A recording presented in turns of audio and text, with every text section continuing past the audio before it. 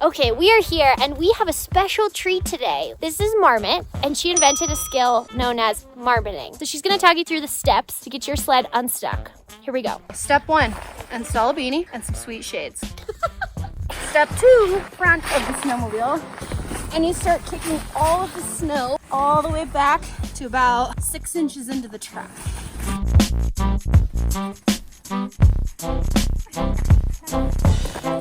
There you go. Step 3, take all the snow. Step 4, friend to friend. Will you be my friend? Sure. You found 2 friends. It's your lucky day. Step 5, wrap it out.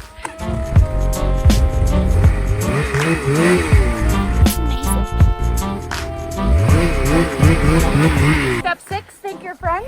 Thanks, friends. Yeah. Let's go do it again. Step 7, let's do it again.